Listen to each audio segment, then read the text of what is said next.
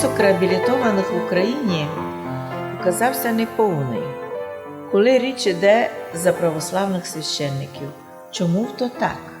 Недавно у списку реабілітованих властями України ми знайшли, що многі ті чиновники, які заповняли, свідомо не вписали там інформацію повну за святого, наприклад, Іова Угольського. Іов Угольський Кундря пострадав невинно, вернувся, був реабілітований. Но за нього написано «Пізня робота друга монах».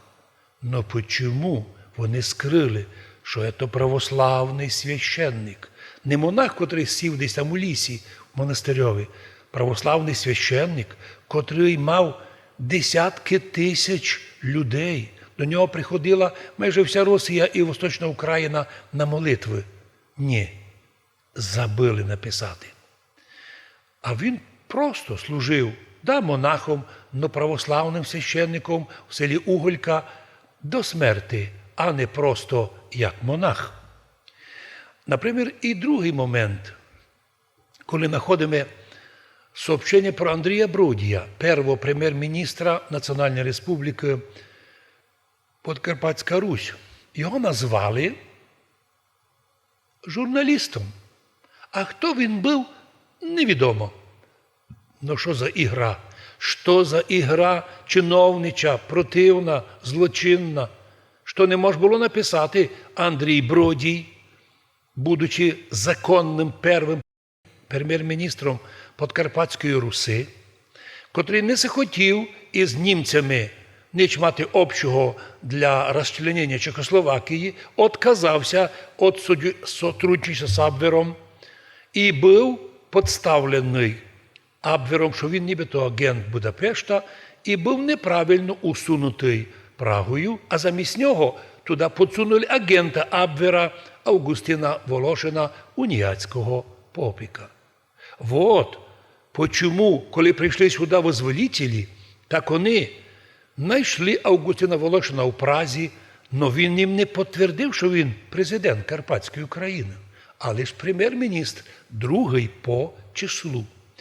Оскільки, як Августин Волошин, думаємо так, не согласився на об'єднання із радянською Україною, так Андрій Бродій також висказувався, що він і Чехословакію ніколи не придасть, тим більше під українських комуністів не піде. Чим поплатився, так і одного везли в Москву, а другого Андрія Бродія тут осудили і ще довго місяці тягали з ним, не знали, що робити, бо не було за що. А потім тайно від людей наших розстріляли. Що не можна було про то написати, що був незаконно розстріляний перший прем'єр-міністр Республіки Подкарпатська Русь, можна було. Ну, на то і є, вибираються такі чиновники, бідняки, котрі роблять зло. А от за Августина Волошина все написали.